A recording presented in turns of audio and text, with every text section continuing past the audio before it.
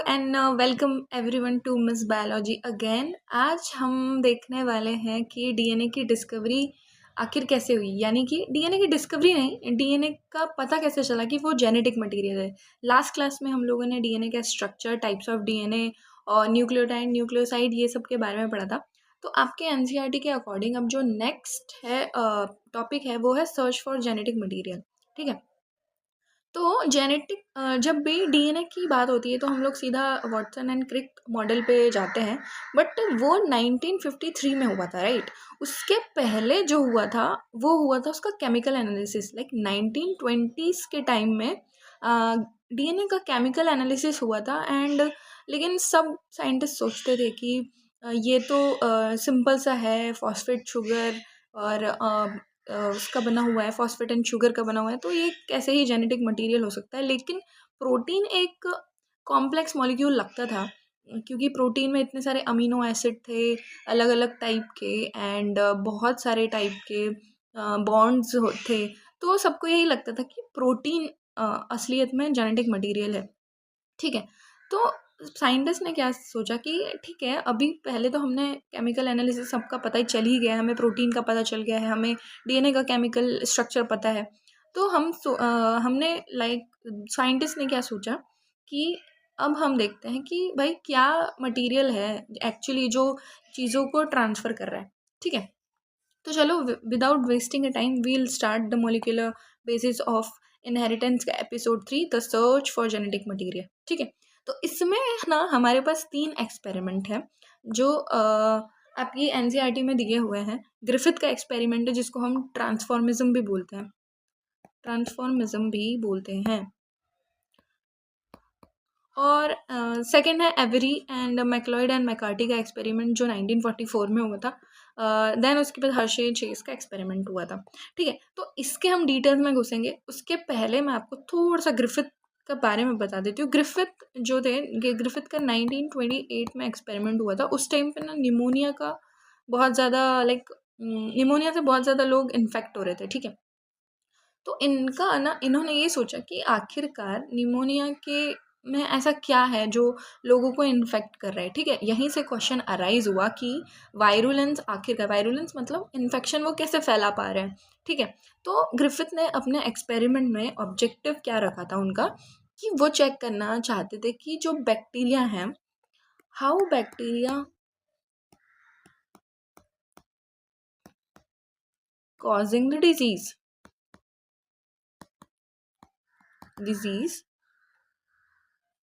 ठीक है, और एक्चुअली दे नो कि यहाँ पे बैक्टीरिया के जो है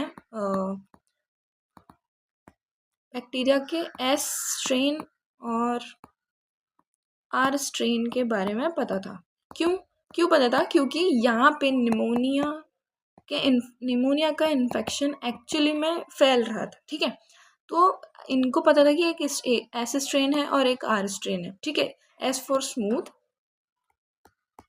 एंड आर फॉर रफ। ठीक है, तो अब ये सोच रहे थे कि भाई बैक्टीरिया की 2 स्ट्रेन्स हैं, बट एक एस है एक आर है। तो एस वाली तो डिजीज कॉज कर रही है, बट आर वाली डिजीज कॉज नहीं कर रही। ठीक है, तो इन्होंने बोला कि कैसे जब दोनों स्ट्रेन प्रेजेंट है तो कैसे, अगर किसी इंसान में ये स्ट्रेन भी मिल रहा है एंड ये भी स्ट्रेन मिल रहा है, तो कैसे उसको डिजीज कॉज हो रही है। ठीक है, कैसे एस स्ट्रेन जो है वो आर स्ट्रेन को भी वायरुलेंट बना रहा है, उसमें भी वायरुलेंस जा रहा है कैसे, यही इनको ऑब्जेक्टिव था कि वायरुलेंस कैसे ट्रांसफ़र हो रही है। हाँ, ठीक है, तो इन्होंने क्या किया, सिंपल सा, अब देखो एक और क्वेश्चन दिमाग में आता है कि इनका जो एक्सपेरिमेंट था वो उन्होंने बैक्टीरिया पे क्यों किया। तो यही है, निमोनिया बहुत ज़्यादा चल रहा था उस टाइम पे, तो इन्होंने सोचा कि चलो हम इससे शुरुआत कर देते हैं। ठीक है, अब एक्सपेरिमेंट सेटअप में देखो, इनके पास ना एक तो एस स्ट्रेन था। ठीक है, मैंने आपको बताया एस स्ट्रेन इसका स्ट्रेप्टोकोकस न्यूमोनिया, ठीक है, दिस इज है ना, ओके। इसमें आर स्ट्रेन था, दैट इज हार्मलेस, और ये जो था, चलो हार्मलेस को हम ग्रीन से कर देते हैं क्योंकि green colour is for harm and red colour, ये जो था ये डिजीज कॉजिंग था, डिजीज कॉजिंग, ठीक है।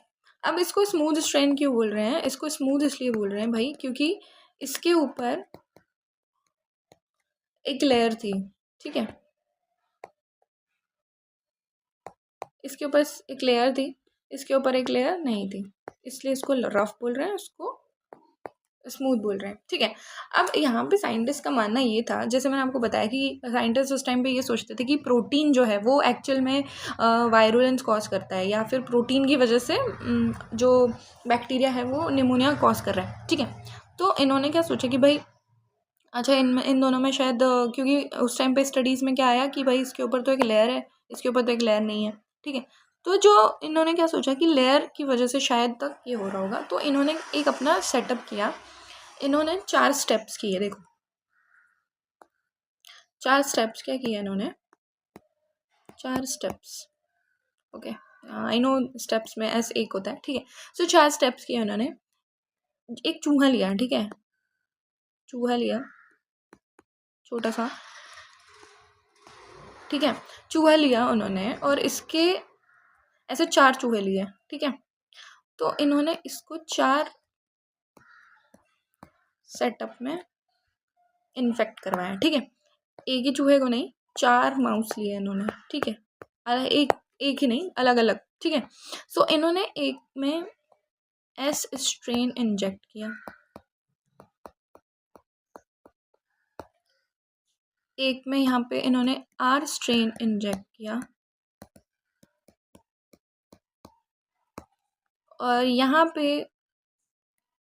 Heat killed S strain inject किया,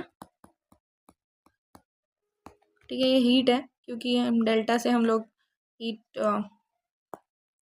और एनर्जी को डिस्क्राइब कर सकते हैं, हीट किल्ड स्ट्रेन इंजेक्ट किया, और यहाँ पे हीट किल्ड स्ट्रेन एस वाला प्लस आर स्ट्रेन, जो कि हमें पता है क्या है, हार्मलेस है, ठीक है। तो ये इनका एक्सपेरिमेंटल सेटअप था, देखो अब मैं नीचे आपको एक इमेज दिखाती हूँ, ठीक है। तो अब देखो यहाँ पे इन्होंने 4, मैंने बोला ना 4, तो अब देखो सबसे पहला क्या था, rough strain, non virulent, smooth strain, then virulent, then heat kill smooth strain, और rough strain and heat kill smooth strain. अब यहाँ पे तुम्हें क्या ध्यान रखना है कि भाई जब जब स्मूथ स्ट्रेन आएगा, ठीक है, जब जब स्मूथ स्ट्रेन आएगा तब तब वो बैक्टीरिया मरेगा, हाँ, अगर माउस मरेगा, ठीक है। तो देखो अभी इसका रिजल्ट क्या हुआ रफ स्ट्रेन में, जब हमने फर्स्ट एक्सपेरिमेंट किया ये वाला, क्योंकि भाई रफ स्ट्रेन में तो ये नॉन वायरुलेंट था तो माउस जिंदा रह गया, ठीक है। यहाँ पे स्मूथ स्ट्रेन था, ऑब्वियसली ये हम करते हैं, तो यहाँ पे माउस डाइज कर दिया। अब यहाँ पे हीट के स्मूथ स्ट्रेन था, ठीक है। तो हमने क्या किया, जो स्मूथ स्ट्रेन जो बीमारी फैला रहा है उसको हमने हीट से मार दिया, तो ऑब्वियसली यहाँ पे बीमारी नहीं फैलेगी, और यहाँ पे वो डीएनए किसी के अंदर गए ही नहीं, किसी और बैक्टीरिया में गए ही नहीं थे, तो ये माउस जो था वो जिंदा था, ठीक है। और यहाँ पे क्या हुआ, रफ स्ट्रेन एंड हीट किल। अब देखो एक मान लो एक सेटअप है, इसमें हमने एक सॉल्यूशन है या जो भी बफर है, इसमें हमने एक बैक्टीरिया रखा है, ये ग्रीन वाले आपके आर बैक्टीरिया हैं, रफ बैक्टीरिया हैं, और जो यहाँ पे, ठीक है, और यहाँ पे आपने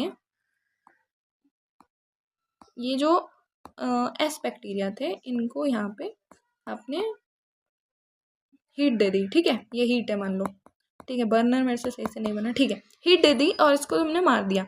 अब हमने इसको डिस्ट्रॉय कर दिया है, अब यहाँ पे क्या इकट्ठे हो गए हैं, यहाँ पे इनके जब डिस्ट्रॉय हुए हैं तो ये इनके डीएनए जो थे रप्चर होने के बाद ये इस पर्टिकुलर सॉल्यूशन या जो भी बफर था इसमें थे, ठीक है। अब हमने क्या किया, इसमें हमने एस स्ट्रेन को डाल दिया, ठीक है। तो अब ऑब्वियसली ये जो इनका लेयर वगैरह है वो सब तो ख़त्म हो चुकी है क्योंकि हमने हीट दे दी है। अब यहाँ पे क्या गया, तो यहाँ पे गए डीएनए, ठीक है।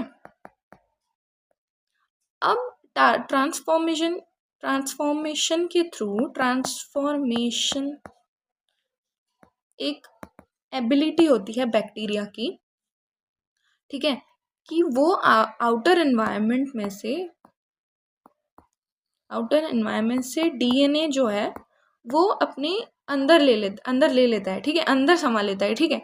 तो आर स्ट्रेन ने क्या किया, आर स्ट्रेन ने जो वो डीएनए था ना वो अपने डीएनए में मर्ज कर लिया।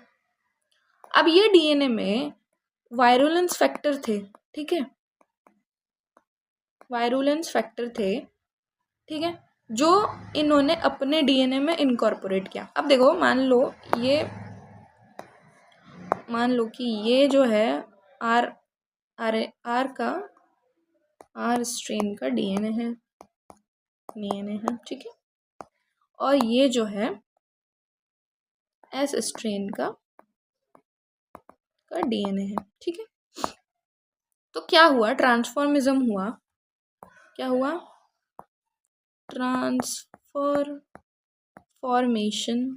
ट्रांसफॉर्मेशन हुआ एंड क्या हुआ, ये दोनों डीएनए मर्ज हो गए, ठीक है। तो लेट्स से बीच में कहीं तो इनकॉर्पोरेट हो गया, तो ये क्या बन गए अब, S strain, sorry, R strain with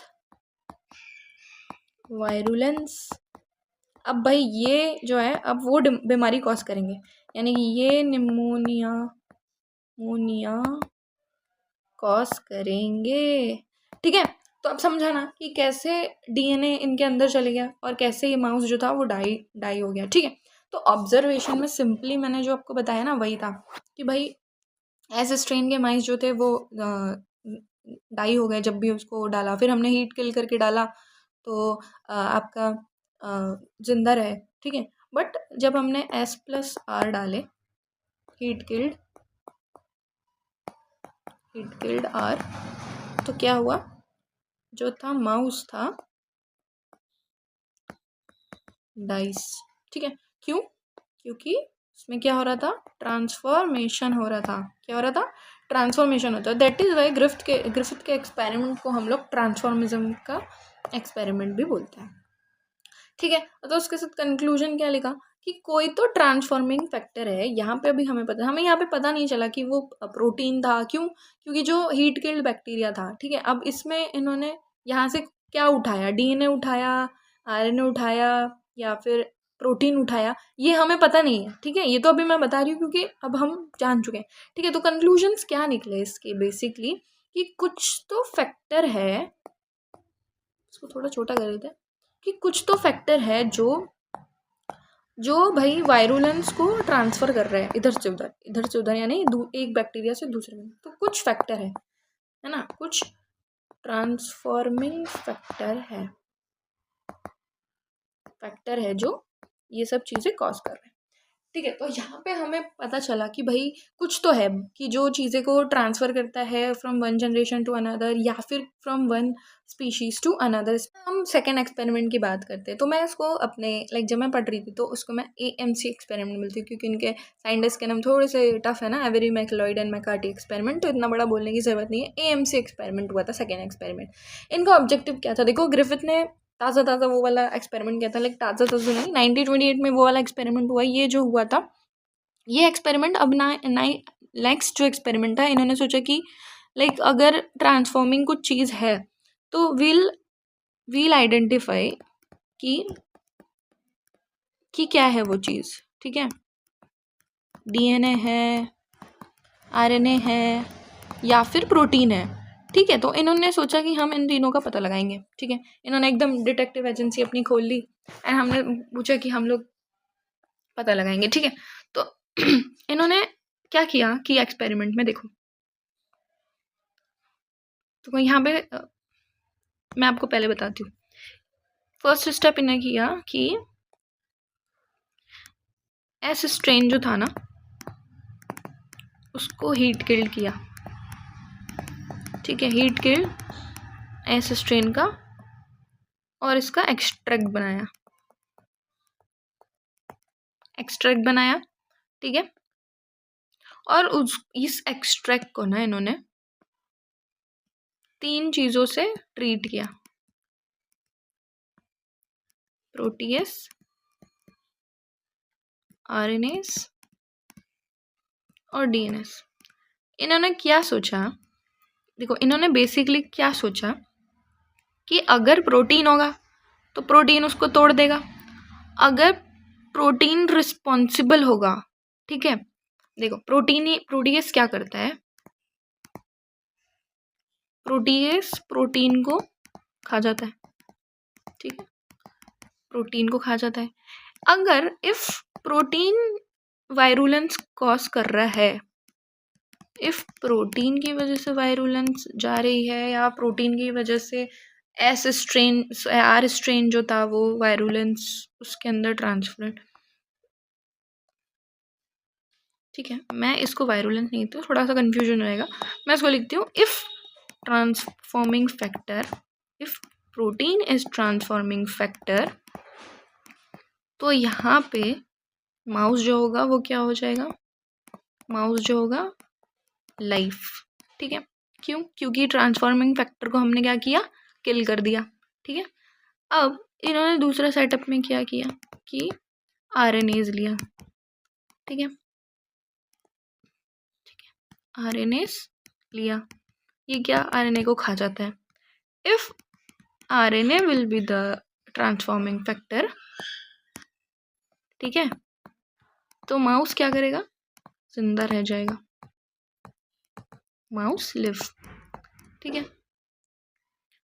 अगर यहाँ पे हमने डीएनएस लिया है तो डीएनएस क्या करेगा, डीएनए को खा जाएगा। If DNA is transforming factor,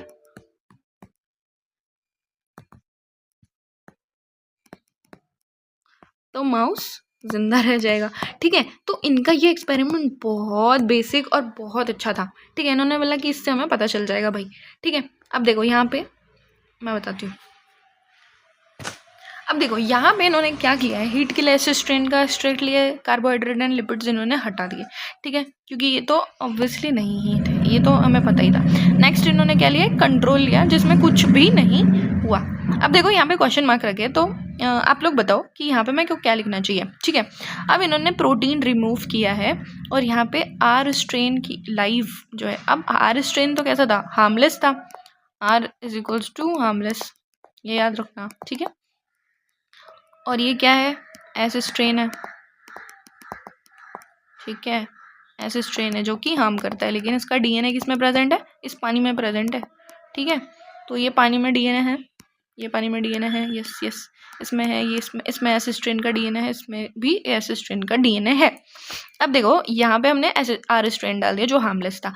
अब बताओ मैंने यहाँ पे प्रोटीन रिमूव कर दिया, यानी प्रोटीएस डाल दिया, तो क्या ये माउस जिंदा रहेगा, यस, नो, यस, नहीं, ये मर जाएगा, इट विल डाई।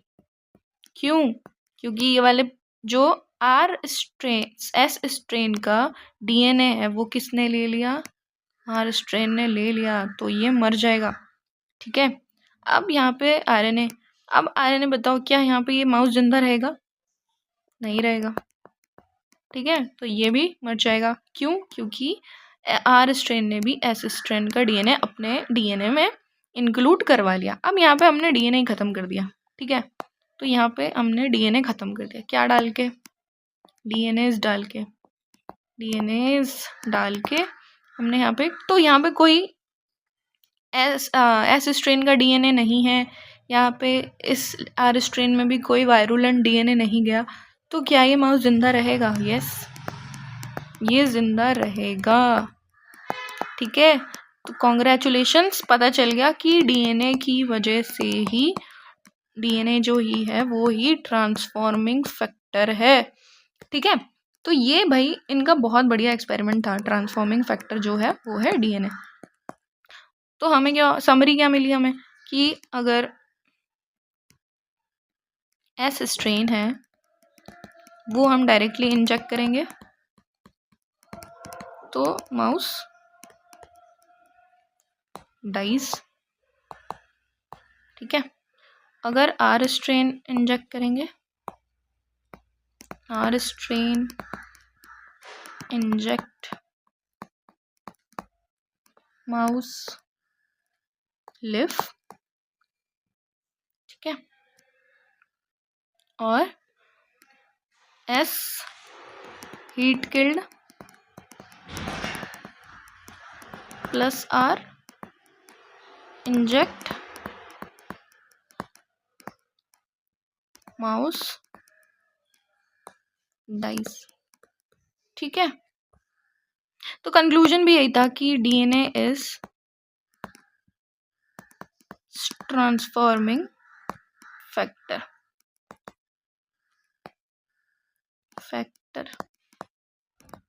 ठीक है। अब हम मूव करते हैं नेक्स्ट एक्सपेरिमेंट पे। अभी नेक्स्ट एक्सपेरिमेंट जो था वो हर्शेज एंड चेज ने किया था। अब तुम बोलोगे कि मैम जब पता चल गया है कि डीएनए ही ट्रांसफॉर्मिंग फैक्टर है, डीएनए ही सब कुछ ट्रांसफॉर्म कर रहा है, तो हर्शे एंड चेज ने क्यों किया? अब जब तक हर्शे एंड चेज ने ये एक्सपेरिमेंट कर रहे थे ना, तब तक बीच में जितना भी गैप था उसमें साइंटिस्ट ने बोला नहीं नहीं, इनका जो प्रीवियसली हमारा एएमसी एक्सपेरिमेंट है, इनने कुछ तो गड़बड़ करी है, इनके शायद प्रोटीन के कुछ तो कंटामिनेशन रह गया होगा, या फिर प्रोटीन का कुछ तो मॉलिक्यूल उसमें चले गया, तो मे बी इसकी वजह से भी जो माउस था वो मर गया, ठीक है। तो इन्होंने बोला कि ठीक है, अगर एवरी मैकलॉइड एंड मैकार्टी के एक्सपेरिमेंट पे आपको ट्रस्ट नहीं है तो हम लोग करते हैं एक बार फिर से कि डीएनए जेनेटिक मटेरियल है या फिर प्रोटीन जेनेटिक मटेरियल है। तो अब देखो इन्होंने यहाँ पे वायरस और बैक्टीरिया की मदद ली, ठीक है। वायरस कैसे?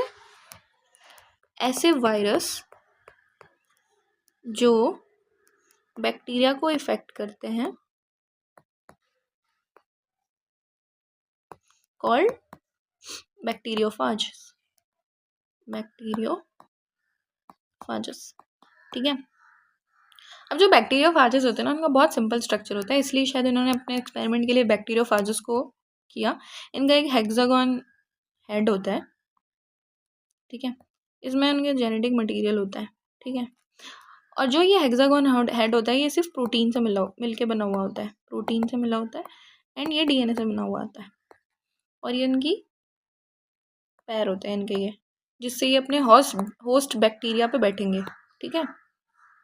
ये मान लो बैक्टीरिया है और ये बैक्टीरिया का डीएनए, तो हम बैक्टीरिया का डीएनए पीले कलर से बना देते हैं, ठीक है। तो ये क्या करते हैं कि जब भी अपने बैक्टीरिया को इन्फेक्ट करते हैं ना, तो ये अपना प्रोटीन कोड तो बाहर ही छोड़ देते हैं और सिर्फ जो डीएनए होता है, सिर्फ जो डीएनए होता है वो अंदर जाता है, ठीक है। तो जब भी इन्फेक्शन होगा तो क्या होगा कि ये जो बैक्टीरिया है इसके अंदर सिर्फ और सिर्फ इसका डीएनए आएगा, किसका? बैक्टीरियोफाज का, ठीक है। ये किसका डीएनए है भाई? DNA of bacteriophage. और ये किसका डीएनए है? डीएनए ऑफ बैक्टीरिया, ठीक है।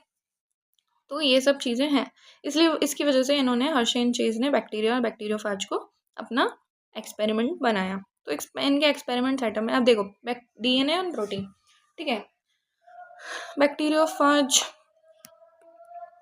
प्रोटीन में सबसे पहले इन्होंने प्रोटीन का मैंने बताया था ना केमिकल स्ट्रक्चर हमें पता है, तो प्रोटीन में सल्फर होता है, क्या होता है? सल्फर प्रेजेंट होता है, और डीएनए में फॉस्फेट प्रेजेंट होता है, ठीक है।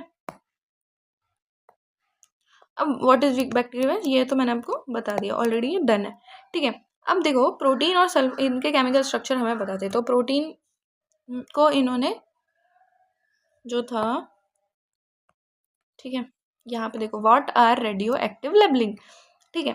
तो ये ना कुछ उनके आइसोटोप्स होते हैं। आइसोटोप्स आपने केमिस्ट्री में पढ़ा होगा। आइसोटोप्स होते हैं जो इनको रेडियो एक्टिव करते हैं, मतलब ऐसे जब रेडियो वेव्स पड़ेगी तो वो फ्लोरोसेंट देंगे, ठीक है। या हमें ये क्या लाइव डिटेक्टर की जैसे काम करेंगे, लाइव डिटेक्टर की जैसे काम करेंगे। तो इन्होंने क्या किया, सल्फर के किसी भी प्रोटीन को, सल्फर को 35 आइसोटोप से लेबल कर दिया। सल्फर के 35 आइसोटोप से लेबल किया कि जहाँ जहाँ प्रोटीन में सल्फर प्रेजेंट होगा, सल्फर होगा, वहाँ पे ये लेबलिंग हो जाएगी, ठीक है। और जहाँ जहाँ डी यहाँ पे फॉस्फेट में, ठीक है, जहाँ जहाँ डीएनए में फॉस्फेट प्रेजेंट होगा, यहाँ पे फॉस्फेट पे लेबलिंग हो जाएगी, ठीक है। तो ये उनका डिटेक्शन था, कैसे डिटेक्ट करना है डीएनए आरएनए, ठीक है। अब हम इन्होंने प्रोटीन और वो पिछला वाला जो एएमसी एक्सपेरिमेंट था उससे थोड़ा सा अलग किया इन्होंने। अब इन्होंने देखो प्रोसेस क्या किया। सबसे पहले ये मैंने आपके एनसीईआरटी बुक से ही डायग्राम उठाया है, ठीक है। तो बैक्टीरियोफेज को इन्होंने 35S लेबल प्रोटीन कैप्सूल और ये 32 फॉस्फेट का लेबल्ड डीएनए। अब देखो इन्होंने क्या किया कि यहाँ पे इसने इसको इंजेक्ट किया है। देखो ये क्या हो रहा है यहाँ पे, इंजेक्ट, छोटा कर लेती हूँ उसको थोड़ा सा, ठीक है। तो यहाँ पे इसका इंजेक्शन हुआ, इसने क्या किया, अपना डीएनए इसमें डाला। अब यहाँ पे कोई भी रेडियो एक्टिव डिटेक्शन नहीं हुआ। क्यों नहीं हुआ, क्योंकि प्रोटीन तो अंदर जाता ही नहीं, प्रोटीन कोड रिमेन्स आउटसाइड। पर फिर भी क्या हो रहा था, है ना। और ये जब इन्होंने सुपर नेटेंट निकाला तो ये बाहर ही रह गया। लेकिन जो बैक्टीरिया था वो क्या हुआ, बैक्टीरिया तो इन्फेक्ट हो गया वायरस से, बैक्टीरियोफाज से, बैक्टीरिया इन्फेक्टेड। तो इन्होंने क्या देखा इस सेटअप में कि भाई देखो प्रोटीन तो बाहर ही रह गया, प्रोटीन आउटसाइड, तो कुछ और अंदर गया है, ठीक है, कुछ और अंदर गया है जिसने इन्फेक्ट किया बैक्टीरिया को, ठीक है। अब यहाँ पे इन्होंने क्या किया, देखो नेक्स्ट एक्सपेरिमेंट सेटअप में यहाँ पे इन्होंने क्या लिया है, फॉस्फेट लिया है, रेडियो लेबल्ड डीएनए लिया हुआ है। अब देखो यहाँ पे लाल कलर का डीएनए है, ये अंदर गया, ठीक है। मान लो कि अपना ये इसका डीएनए है, किसका, डीएनए ऑफ बैक्टीरिया, ठीक है। अब देखो ब्लेंडिंग हुआ, यहाँ पे इन्होंने अपना ये जो बैक्टीरिया, ये जो लाल वाला डीएनए है वो किसका है, बैक्टीरियोफाज का डीएनए है, बैक्टीरियोफाज का डीएनए है, ठीक है। अब यहाँ पे देखो ये इंसर्ट हो गया, तो ऑब्वियसली ये जो लेबल्ड डीएनए था इसमें डिटेक्ट हुआ, जो 32 ले फॉस्फेट लेबल्ड डीएनए जो था यहाँ पे उसका डिटेक्शन हुआ, ठीक है। और यहाँ पे भी बैक्टीरिया जो था वो इन्फेक्टेड था। तो इसका मतलब ये क्या निकला, और यहाँ पे तो डीएनए नहीं मिला सुपरनेटेड में, क्योंकि ऑब्वियसली डीएनए तो बैक्टीरिया के अंदर चल जाता है, ठीक है।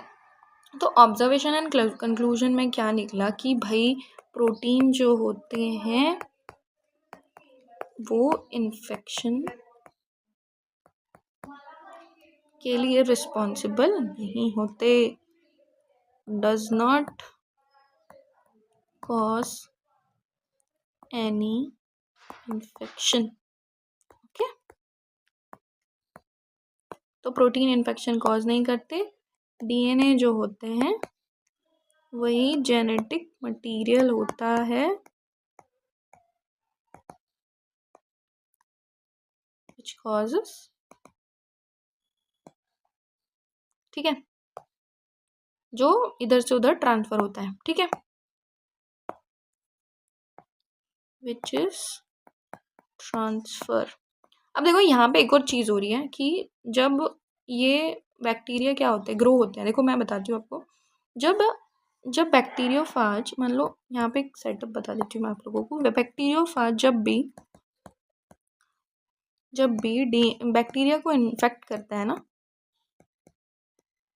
तो ये बैक्टीरिया आफ्टर सम टाइम, जैसे ही ये बैक्टीरियोफाज इसमें ग्रो हो जाते हैं, ये अपने जैसे और बैक्टीरियोफाज बनाता है। ठीक है, तो मतलब क्या हो रहा है कि बैक्टीरिया के अंदर बैक्टीरियोफाज बनेंगे।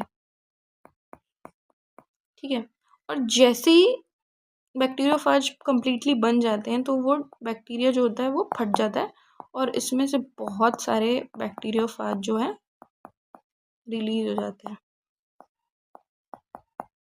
ठीक है, तो यहाँ पे इन्होंने एक और चीज़ ये बता दी कि भाई देखो, डीएनए जो है वही वापस इस पूरे बैक्टीरियोफाज को बना रहा है, इन पर्टिकुलर बैक्टीरिया। ठीक है, तो इसीलिए जो जेनेटिक मटेरियल है वो है डीएनए। ठीक है, अब देखो समरी में यही है। फर्स्ट एक्सपेरिमेंट आपका ग्रिफिथ था,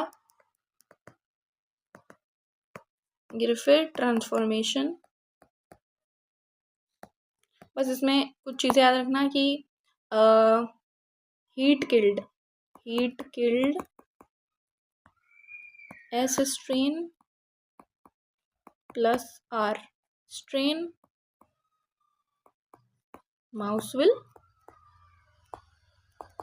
डाई। ठीक है, नाउ ठीक है, इन्होंने बताया कि there is some transforming factor, there is some transforming factor जो एक बैक्टीरिया से दूसरे बैक्टीरिया में वायरुलेंस कॉज करवा रहा है या फिर दूसरे को भी उसके जैसे ही बनवा रहा है। ठीक है, सेकंड जो था वो क्या था, AMC एक्सपेरिमेंट। इन्होंने बताया क्या, DNA is that transforming factor.